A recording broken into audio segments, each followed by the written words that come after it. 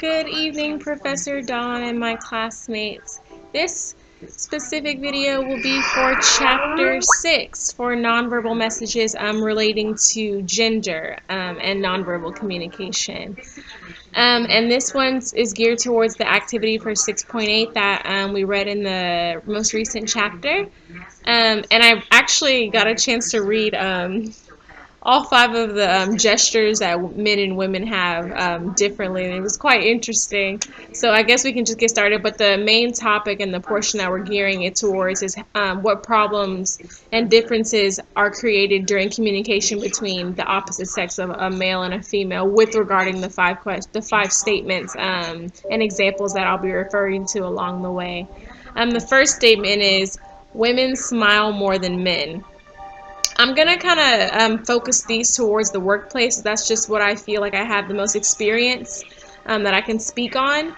So in the workplace, women most definitely do smile more than men, but I just think that as a woman, we're a bit more expressive outwardly. I know it's just a common knowledge thing that women tend to wear their emotions on their sleeves more than women, so we just tend to be more open. In the workplace, this could cause a problem because it could be misinterpreted as flirting when it's really just you're in a good mood, and or maybe you've said something that could potentially be rude, so you try to lighten it up with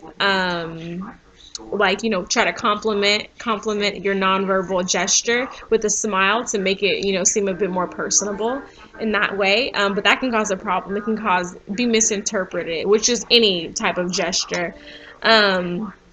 Women stand close to one another. I can totally relate to this. I just think that there's no barrier between women. We're just a bit more expressive, so we can get a little bit closer to get our message across, and there's no barrier, or she might get the wrong impression, or when men tend to when men and women tend to get closer, if a woman gets a little too close to a man, it could be misinterpreted as, okay, she's being inappropriate, or where the boundary lines. So there's just lots of boundaries that have to be put in place with men and women, the way that we communicate non-verbally. As for men extend their bodies, I think that men are just more about being comfortable. Women, for us, beauty is pain. So in that way, there will be times where, a man will just kind of not really be aware of his body and kind of bump into you, or he'll sit here and legs wide open and things of that nature, and it can come across as rude and a little disrespectful and kind of inappropriate. And a woman, we can be very modest and careful of the way that we sit, but beauty for us is pain, and men, they're about being comfortable. And if that means spreading all out and extending their bodies and taking up more space, then so be it. So in the workplace, it's just about communication. I think a woman, we tend to try to get our point across in every way possible versus verbally and non-verbally. Men, they kind of gear more towards communication and what's coming out of their mouth.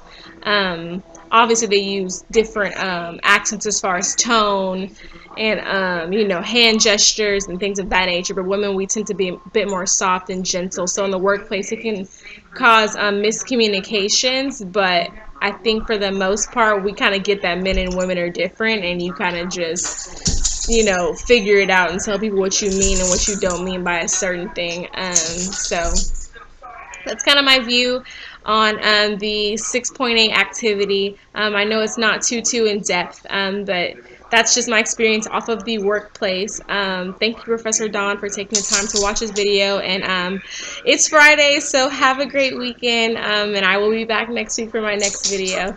Bye-bye.